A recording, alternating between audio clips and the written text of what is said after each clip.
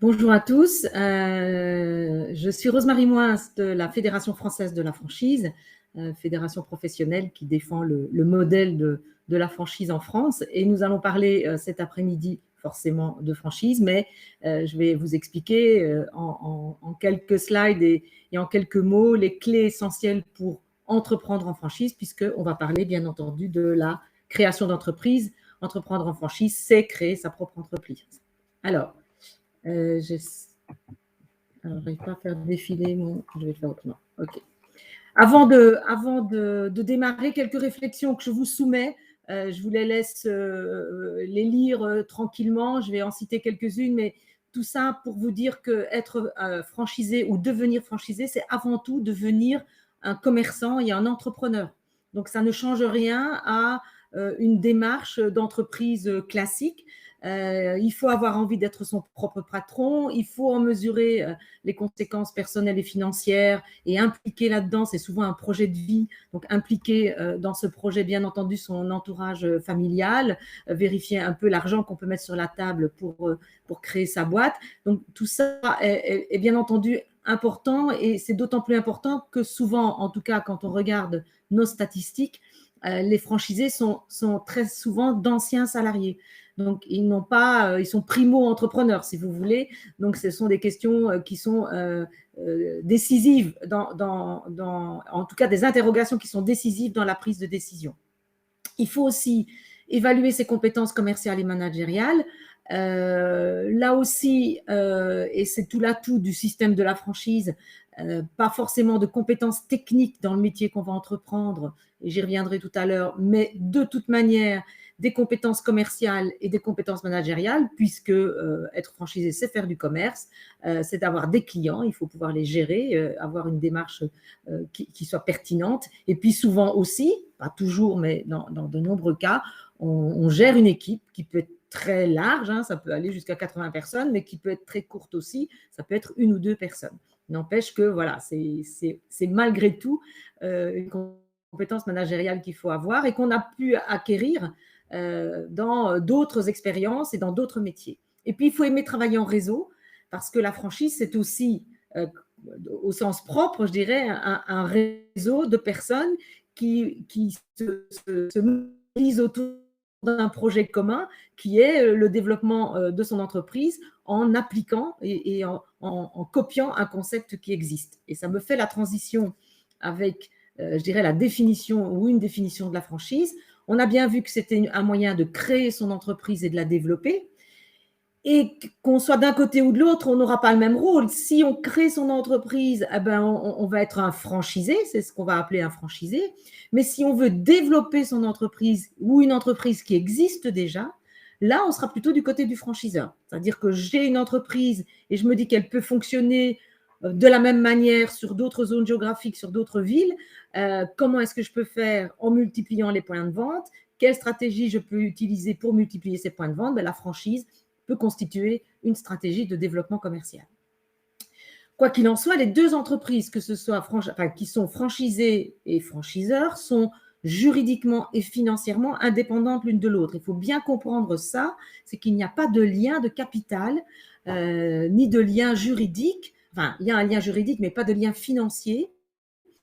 Pas quand je dis lien juridique, c'est pas une société qui serait la fille de l'autre, c'est pas une succursale de l'autre. Non, ce sont deux statuts juridiques complètement différents. Elles vont être liées entre elles par un contrat, qui est un contrat de type commercial, qui va être conclu entre parties, avec des droits et des obligations pour les deux parties. Que doit faire le franchiseur? Il doit mettre à la disposition de son partenaire franchisé une marque commerciale, un savoir-faire expérimenté et un accompagnement technique et commercial. C'est vraiment les 3 piliers du système de franchise. Parce que souvent, quand on parle de franchise, et c'est mon dernier point, on englobe, c'est un terme un peu générique, on englobe toute forme de développement commercial qui se fait par point de vente séparé. Et la franchise en elle-même, le vrai développement franchise, la vraie définition en franchise, de la franchise, c'est quand on retrouve ces 3 éléments. Une marque commerciale, un savoir-faire expérimenté et un accompagnement technique et commercial. Si on n'a pas ces 3 éléments qui sont repris dans le contrat, eh ben, on n'est pas juridiquement en train de parler de franchise, c'est une autre forme, comme je l'ai écrit, c'est peut-être de la licence de marque, de la concession, du partenariat. Voilà, c'est pas que c'est bien ou moins bien, c'est que c'est différent, et ça veut dire que la marque va amener moins, en général, moins de services aux partenaires dans la licence de marque et la concession que la franchise qui doit amener un certain nombre d'éléments. Donc, pour aller plus loin dans la définition du concept, enfin de la franchise, d'abord, on a parlé de concept. Donc, la franchise, c'est la duplication d'un concept. Ça veut dire que l'entrepreneur qui n'est pas franchiseur au départ a donc dû créer sa boîte, créer son entreprise, faire l'expérience, la mettre en place, la faire évoluer, la modéliser, faire en sorte que son offre de produits et de services rencontre le besoin du client. Et ce n'est qu'à partir d'un certain temps, j'allais dire, de mise en place et de développement, qu'il arrive à dire, ben tiens, là j'ai un modèle qui a l'air de tenir la route, qui fonctionne, avec une mise en place, je dirais, et une exploitation bien précise, avec des processus bien précis, et c'est ça qui fait ma différence, et c'est ça qui fait mon succès. Et donc, si je reproduis les mêmes process et j'applique les mêmes méthodes ailleurs, dans une autre ville, dans un autre point de vente, la méthode fera que rencontrerai le même succès que sur mon premier point de vente. Et donc, je suis en train de dupliquer un modèle qui a fait ses preuves. Donc, quand on veut devenir franchisé et qu'on s'adresse à un franchiseur, la première chose, c'est de voir si ce modèle a rencontré le succès. Et donc, si ce franchiseur ou futur franchiseur a bien testé, expérimenté son modèle dans ce qu'on appelle des sites pilotes. Et des sites pilotes, c'est bien d'en avoir un, mais c'est encore mieux d'en avoir deux, même encore mieux d'en avoir trois, et d'avoir testé le modèle pendant 1 an, 2 ans, 3 ans. Ce qui fait, j'allais dire, le juge de paix pour identifier si ce modèle connaît le succès, c'est bien entendu le bilan financier. Est-ce que le franchiseur peut vous fournir des bilans positifs de son ou ses entreprises? Et à partir de là, on peut dire que le modèle est a priori rentable et peut se développer correctement.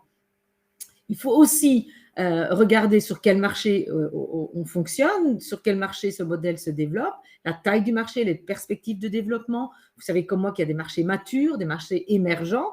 Il n'y a pas de jugement non plus là-dessus. Si on est sur un marché mature, il faudra voir ce qu'amène ce concept d'original, de différenciant, pour que, en termes de marketing et de part de marché à prendre derrière, ça soit plus facile. Si on est sur un concept émergent, l'expérimentation dans des sites pilotes est d'autant plus importante avant de se lancer et d'investir là-dedans. Une question qu'il faut toujours se poser, c'est quelle est mon affinité avec le concept et le secteur d'activité? Bien sûr, le franchiseur va vous vendre une rentabilité, ou en tout cas, il va vous apporter la preuve de la rentabilité. À partir du moment où on respecte le concept et la méthodologie. Maintenant, il faut que ça vous plaise. Je vais prendre un exemple peut-être un peu grossier, mais si vous êtes végétarien, je vous vois mal investir dans un restaurant à la boucherie. C'est un peu antinomique. Donc, on va se dire, ouais, la boucherie, c'est très rentable, j'ai envie de faire ça, parce que c'est rentable. Oui, mais combien de temps vous allez tenir à ouvrir votre restaurant tous les matins, à motiver vos équipes, à rencontrer le client, si tous les jours, vous servez de la viande rouge que vous ne pouvez pas manger, que vous ne pouvez pas regarder. Donc, c'est un peu caricatural, mais c'est un peu le sens de mon propos. Une fois qu'on a fait ça, on regarde le réseau, comment il est structuré, comment il se développe, à quel rythme il se développe. Est-ce qu'il se développe rapidement, lentement? Bon, il n'y a pas de rythme type, mais comme je le dis souvent, c'est comme le vélo. Si on va trop vite, on risque de tomber. Si on va trop lentement, on risque de tomber aussi. Donc, il faut trouver le bon rythme. Et le rythme, comme je vous disais, il n'y a pas de règle, mais c'est l'activité qui fait aussi un peu la différence. Ce que je peux vous dire, c'est que quoi qu'il en soit, même si le réseau va très vite, il faut qu'il ait la capacité d'intégrer, parce que ça fait partie, vous avez vu que le 3e pilier, c'est l'accompagnement. Il faut que le réseau soit équipé, je dirais en ressources, et quand je dis en ressources, c'est des ressources techniques, mais c'est des ressources humaines aussi, équipées en ressources pour accompagner les franchisés dans leur développement. Et donc, effectivement, si on va trop vite, mais que derrière, on n'a pas les ressources, les franchisés risquent d'être un peu déçus ou laissés pour compte ou laissés à eux-mêmes. Il faut aussi s'interroger sur l'évolution du concept, les produits, les services, ça bouge beaucoup, beaucoup plus qu'avant, beaucoup plus rapidement qu'avant. Est-ce que, j'allais dire, le R&D, il est inscrit, je dirais, dans la stratégie, quelles sont à nouveau les ressources qui sont allouées à ça. Le processus de recrutement, alors quand je dis processus de recrutement, je parle bien de l'intégration des franchisés. Le terme fait penser à du salariat, mais ce n'est pas du tout le cas. Mais il y a quand même un processus d'intégration du franchisé. Et quand je dis ça, c'est que vous allez choisir votre franchiseur, mais le franchiseur vous choisit aussi. Tout le monde n'est pas fait pour tout faire. Et si vous accusez un refus d'un franchiseur qui ne valide pas votre dossier, ne le prenez pas comme un jugement personnel. Ça veut dire qu'il va estimer qu'avec votre expérience, avec la manière dont vous avez présenté le projet, enfin, ce que vous recherchez dans cette activité d'indépendant ne correspond pas aux valeurs de l'enseigne. Ça peut arriver, mais ça peut très bien fonctionner pour une autre enseigne. Donc, un processus de recrutement qui est structuré, c'est plutôt bon signe. Ça veut dire que le réseau n'intègre pas n'importe qui à n'importe quel prix. Et très souvent, ils vous permettent, pour bien découvrir le métier de l'intérieur, de faire des stages de découverte ou des stages d'immersion, donc d'aller dans les magasins, d'aller dans les agences pendant 1 jour, 2 jours, 3 jours, pour que vous découvriez le métier de l'intérieur. Et ça, c'est hyper important aussi de faire cette démarche-là, même si on ne vous la propose pas, et de la demander à ce moment-là. Est-ce que le réseau est membre de la FFF? Alors, la fédération, vu le temps imparti, je ne peux pas trop vous expliquer, mais on est une fédération professionnelle, on défend le modèle, on a des membres qui sont les réseaux de franchise et n'adhèrent à la fédération que ceux qui respectent le code de déontologie européen de la franchise, que je vous engage à lire, qui se trouve sur notre site internet et qui donne une définition et des règles de fonctionnement d'un réseau. Et donc, les enseignes qui sont membres de la FFF sont auditées et on leur donne une forme de label, si vous voulez, ce qui peut être rassurant de votre côté. Ensuite, une fois qu'on a fait ça, on a analysé, on s'est auto-diagnostiqué, on recherche le secteur d'activité, on regarde si ça correspond à nos valeurs, on rencontre des franchiseurs et très vite derrière vient ok, j'ai envie de faire cette activité, mais en même temps, il faut qu'elle soit rentable. Et qu'est-ce que ça va me coûter? Qu'est-ce que ça va me rapporter? Bon, jusque-là, rien d'anormal, bien entendu. Alors, il y a des coûts qui sont très spécifiques à la franchise, excusez-moi, je vais décrocher, qui sont très spécifiques à la franchise et que je vais vous citer ici. Quand j'ai dit qu'ils sont spécifiques à la franchise, ça veut dire que si vous créez votre entreprise tout seul, sans l'accompagnement d'une marque, ces coûts-là, vous ne les aurez pas, bien entendu. Je veux parler d'un droit d'entrée. La marque, pour pouvoir avoir accès justement à cette marque et à l'enseigne, et à rejoindre le réseau, va vous demander un droit d'entrée. C'est un montant forfaitaire qui est généralement perçu à la signature du contrat. Il aussi, voilà, c'est une fourchette que je vous donne, c'est peut-être parfois un peu plus, mais parfois il n'y en a pas. Bon, ça peut arriver, ce n'est pas courant, mais ça peut arriver. Parfois, ça peut aller jusqu'à 45 000 €. Qu'est-ce que ça finance, ça? Ça finance, je dirais, l'accès à la marque. Cette marque que vous allez rejoindre, elle a une certaine notoriété, elle est connue. C'est pour ça aussi qu'on rejoint un réseau, c'est parce qu'on va bénéficier de la notoriété, de la communication qui est faite autour de cette marque. Vous allez être accompagné au montage du projet. On va le voir dans l'accompagnement, avant, pendant enfin au moment du lancement et pendant toute votre vie de franchisé. Vous allez bénéficier dans la plupart des cas d'une exclusivité géographique. Donc vous serez le seul de la marque à avoir un point de vente sur une zone géographique bien précise. Voilà de la formation, on va en reparler aussi initiale. Donc voilà un certain nombre d'éléments qui financent, enfin ou qui sont financés par le droit d'entrée. Et puis, une fois que vous êtes en activité, vous allez payer, vous allez rémunérer finalement votre franchiseur. Et lui, sa rémunération, elle est là. Vous allez rémunérer votre franchiseur pour tous les services qu'il va vous apporter. Et c'est ce qu'on appelle les royalties ou les redevances de publicité nationale. Ou les redevances directes, excusez-moi.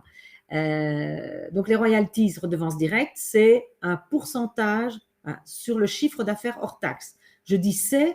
Ça peut prendre d'autres formes, mais très généralement, c'est ça. Donc, le franchiseur va vous demander tous les mois sur base de votre chiffre d'affaires, de payer 2 à 10%. Alors, ça sera inscrit dans le contrat, ce n'est pas 2 ou 10.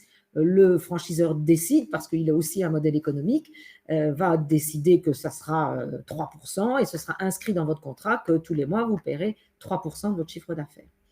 Peuvent venir s'ajouter à ça des redevances de publicité nationale. Le mot national manque, mais c'est de publicité nationale. Donc ça, c'est une redevance qui va venir alimenter un fonds pour la publicité qui ne sera utilisé que pour faire de la publicité nationale. Donc, pour faire monter la notoriété de la marque, et plus la marque est connue, plus les points de vente pourront en bénéficier, quel que soit l'endroit où ils se trouvent. C'est pour ça qu'on dit que c'est de la publicité nationale.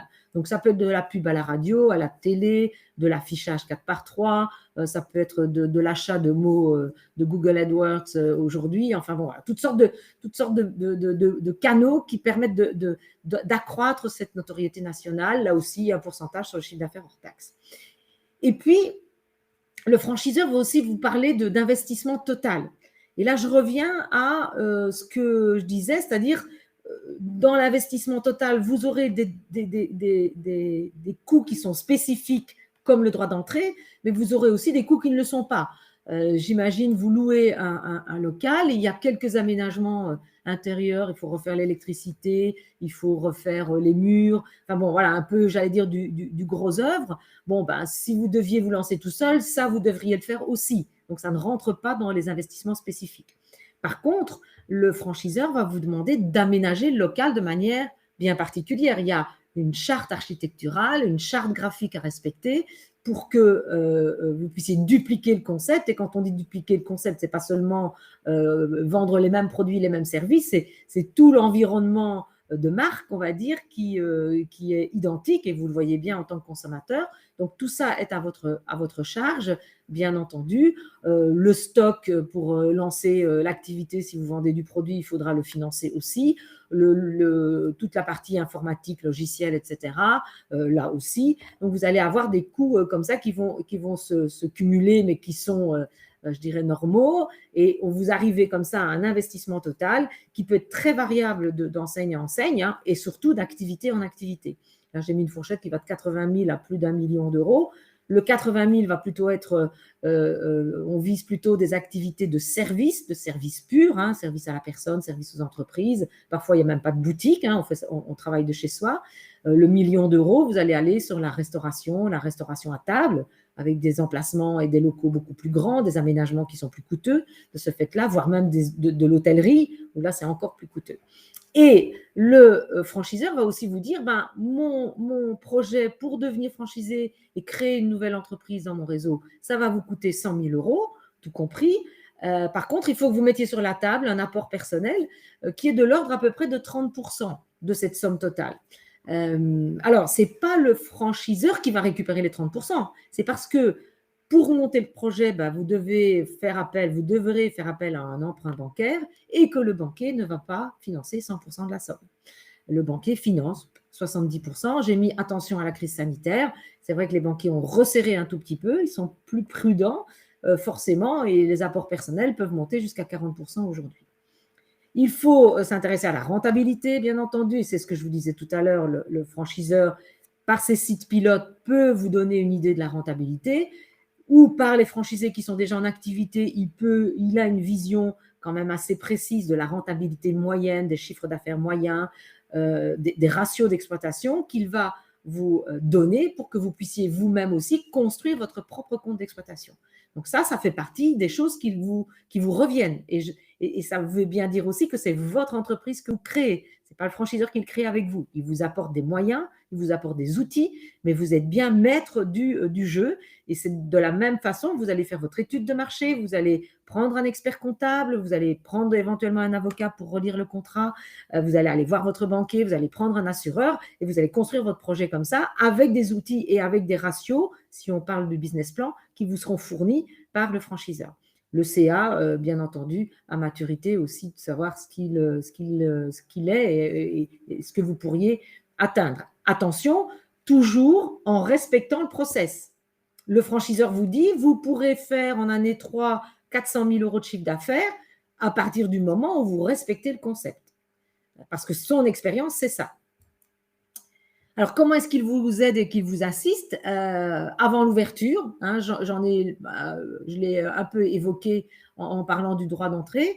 Une fois que vous vous êtes validé, que vous avez validé le franchiseur, il peut vous aider à rechercher un emplacement, il peut vous aider à rechercher un financement en vous donnant les bons contacts, etc., des banquiers. Donc, il va monter le projet avec vous. Il peut vous dire, il peut vous faire un rétro-planning en disant maintenant il faut créer votre entreprise, la forme juridique c'est vous qui la choisissez, là il faut embaucher des salariés, etc. etc. Il va vous aider aussi à l'ouverture, le franchiseur est là au lancement de l'activité avec quelqu'un qui vous est dédié et qui va passer un peu de temps avec vous les premiers jours, les premières semaines. Avant tout ça, et j'aurais dû le mettre même avant, il y aura ce qu'on appelle la formation initiale. Le fameux savoir-faire expérimenté qui est issu justement du test dans les sites pilotes, il va être écrit. Le franchiseur, on dit que le savoir-faire, c'est quelque chose qui doit être identifié. Donc, toute cette méthodologie, tous ces process qui sont issus de son expérience vont être consignés par écrit et vont être transmis aux franchisés de deux manières.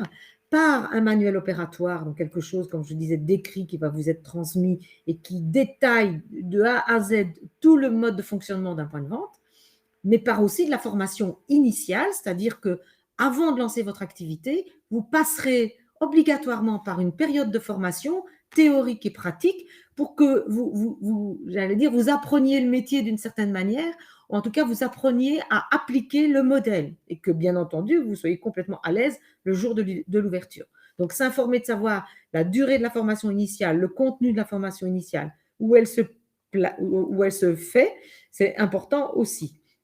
Et c'est pour ça aussi que beaucoup de franchisés ne sont pas issus, j'allais dire, du secteur d'activité dans lequel ils investissent. Et ce n'est pas du tout impossible puisque le franchiseur vous forme. Et donc, vous ne devez pas être fleuriste pour ouvrir un magasin de fleurs. Vous ne devez pas être garagiste ou mécanicien pour ouvrir un centre auto, etc., etc. Et je pourrais multiplier mes exemples. Vous allez vous entourer dans votre équipe de gens qui ont le diplôme et qui sont formés, mais vous, en tant que chef d'entreprise, vous n'êtes pas obligé d'être mécano. Ça peut sembler surprenant, mais c'est vraiment le cas. Je l'ai vécu. Il ne faut pas être mécano pour pouvoir. Vous devez être commerçant, manager, gestionnaire. Et bien sûr, savoir de quoi vous parlez. Et c'est pour ça que la formation initiale existe. Et puis, pendant toute la durée du contrat, eh bien, vous serez accompagné par le franchiseur avec des équipes d'animation, des animateurs de réseau qui viendront vous voir régulièrement chez vous, dans votre point de vente, mais qui organisera aussi des réunions régulières et l'assistance passe aussi par de la formation continue. Et là, c'est pour, j'allais dire, monter en puissance, maintenir son niveau de qualification, augmenter ses performances. Et cette formation continue est proposée par le franchiseur également. Je cherche ma souris, elle arrive. Je continue un peu sur cette animation de réseau et sur la vie dans le réseau du franchisé. Un franchisé, bien sûr, il est dans son point de vente, mais il n'est pas seul puisqu'on fait partie d'un réseau. Et donc, on va pouvoir communiquer avec l'ensemble des autres franchisés qui vont avoir des expériences qui sont propres sur leur zone de chalandise et sur leur point de vente, qui seront peut-être différentes des vôtres. Et les échanges sont toujours très riches puisqu'on peut profiter des expériences des uns et des autres.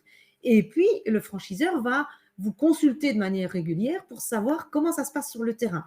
Même si lui a souvent des succursales qui lui permettent justement d'avoir un pied sur le terrain, les remontées qui peuvent venir des franchisés lui sont toujours très, très utiles. Et ça passe par des commissions de travail, des groupes de travail, des journaux internes, des intranets, des CRM. Ça passe par des réunions qui sont des réunions régionales avec un petit groupe de franchisés, des conventions annuelles, tous les franchisés. Donc, il y a beaucoup de points de rencontre et d'échanges qui sont possibles dans un réseau, à vérifier effectivement comment c'est organisé dans le réseau que vous visez.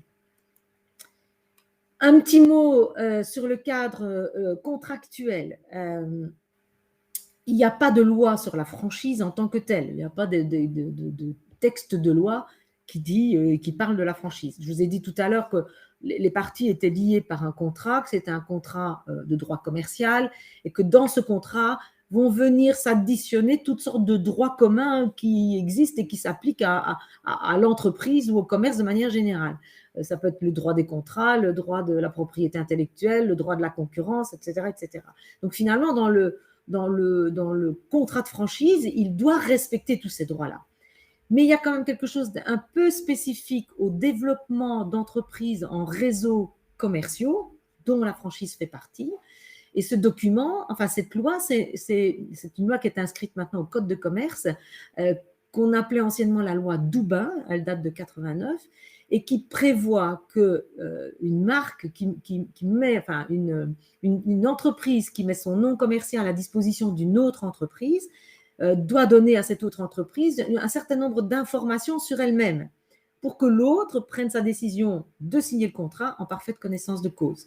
Concrètement et pratiquement chez nous, ça se matérialise par ce qu'on appelle un document d'information pré-contractuel que le franchiseur doit vous remettre minimum 20 jours avant la signature du contrat proprement dit qui va vous lier pour une durée qui est généralement de 5, 7, voire 10 ans dans certains cas quand les investissements sont lourds. Donc ce DIP, dont vous pouvez retrouver un modèle sur le site de la FFF également, reprend un certain nombre d'informations. C'est une espèce de carte de visite ou de carte vitale du franchiseur. Annexé à ça, il va y avoir un contrat de franchise type que je vous engage fortement à faire relire par un avocat, non pas pour y trouver la petite bête, mais juste pour que vous compreniez bien tout et que vous puissiez vous engager en ayant lu toutes les lignes. En général, c'est assez compréhensible et assez lisible, mais n'empêche, il y a toujours une partie un peu de jargon, j'allais dire juridique. On n'est pas des avocats, ni vous, enfin, ni moi en tout cas, ni vous, je ne sais pas, mais il ne faut pas passer à côté de ça et c'est important que vous lisiez correctement ce contrat. Ce DIP vous sera remis à quel moment? Ça dépend un peu du processus de recrutement. En général, c'est quand le franchiseur sent qu'il y a de fortes chances que voilà, vous alliez jusqu'au bout du process et à ce moment-là, il vous donne ce DIP dans lequel vous allez retrouver son CV, l'évolution du concept, les 2 derniers bilans du franchiseur, toute la liste des franchisés, un état général du marché, un état local du marché, les domiciliations bancaires, les exclusivités qu'on va retrouver dans le contrat et puis un contrat type.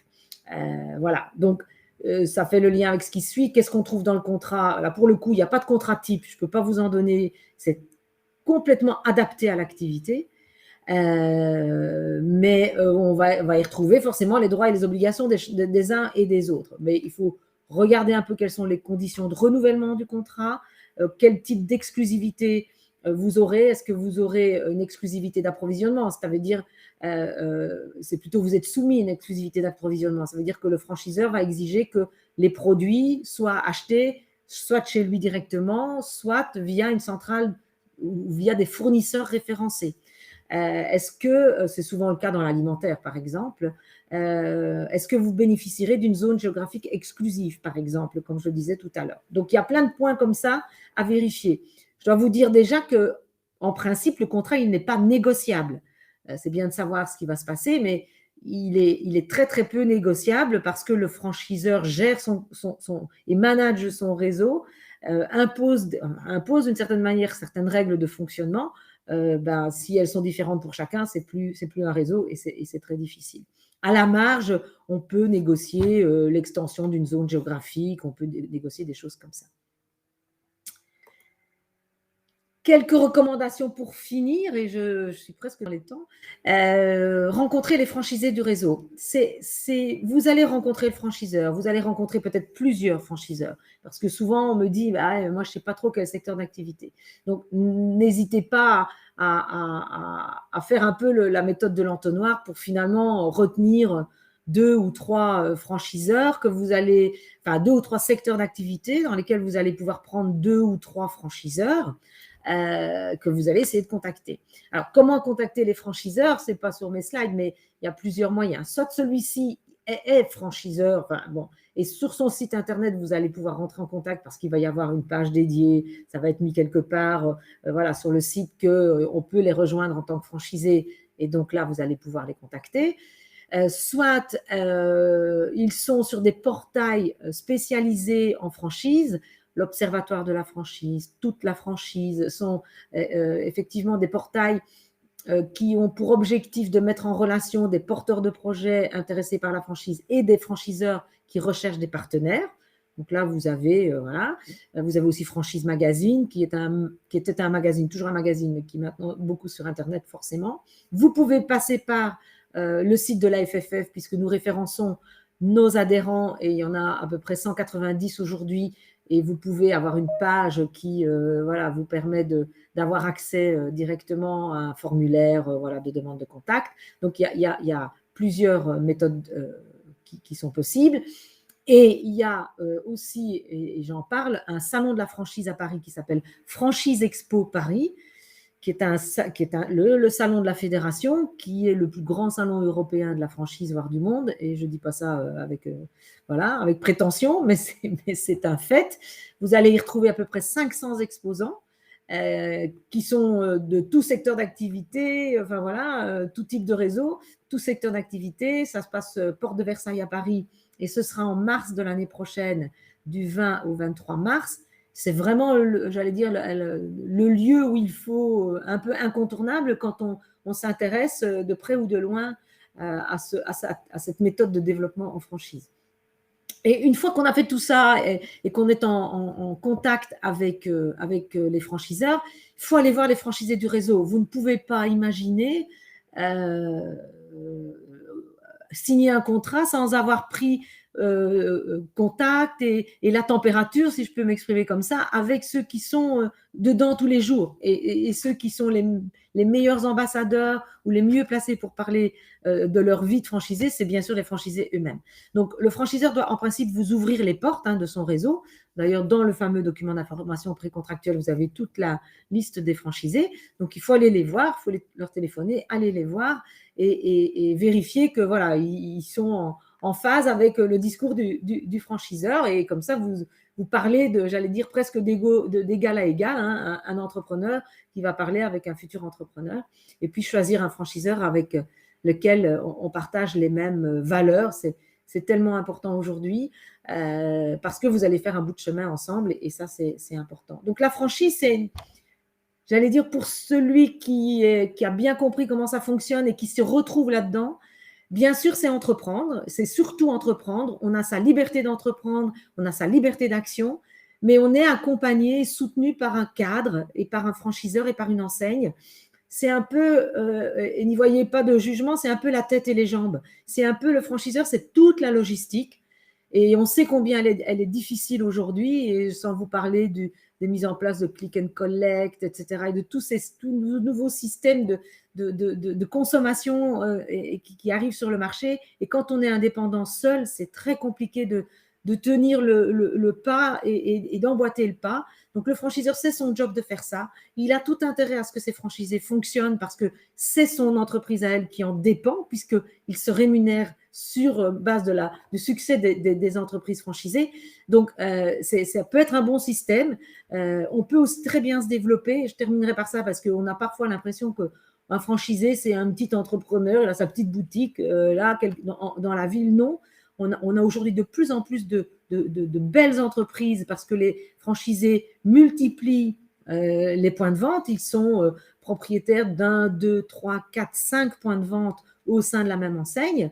Mais parfois aussi, ils sont ce qu'on appelle des plurifranchisés. Ils peuvent avoir un hôtel, un restaurant, un salon de coiffure, tout ça sous enseigne, mais ils se créent comme ça, ils deviennent un peu parfois incontournables dans leur zone de chalandise ou dans leur ville. Donc, il y a vraiment différentes possibilités. On peut être très, très bien avec un point de vente parce que ça correspond à votre projet, mais on peut aussi envisager un développement complètement différent grâce à la marque.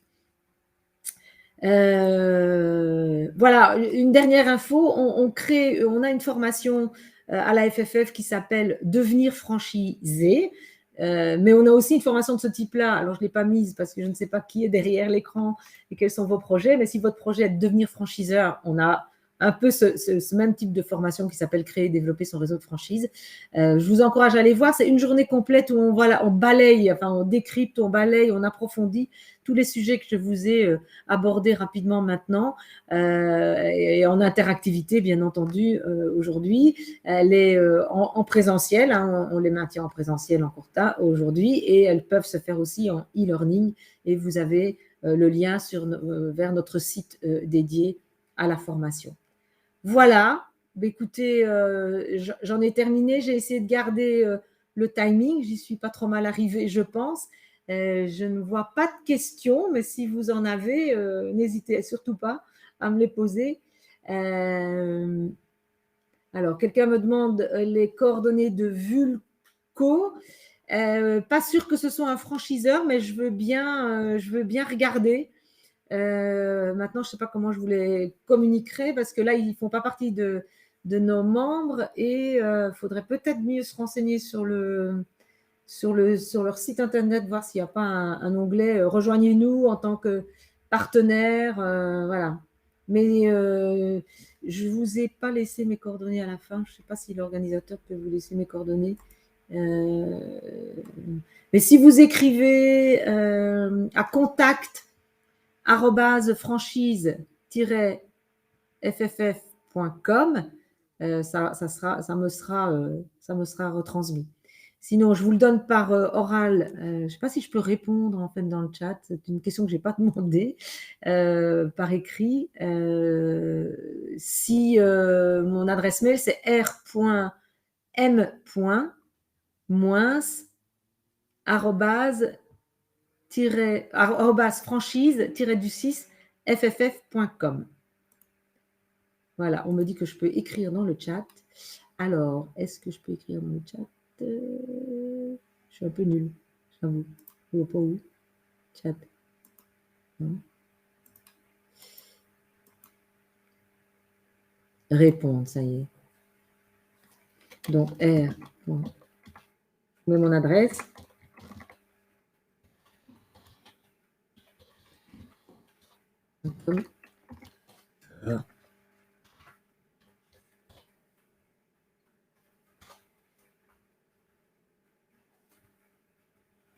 Voilà, ça apparaît. Voilà, est-ce qu'il y a d'autres questions? Sinon, je vais devoir rendre l'antenne, comme on dit. N'hésitez pas, vous avez mes coordonnées, hein, donc s'il y a quelque chose, vous m'envoyez un mail et je vous répondrai avec plaisir. Voilà, ben écoutez, je vous souhaite une bonne continuation et puis ben, peut-être à une prochaine. En tout cas, nous, FFF, on est sur le salon, forcément, puisque c'est le nôtre, donc le salon de l'année prochaine, Porte de Versailles à Paris. Merci à tous. Au revoir.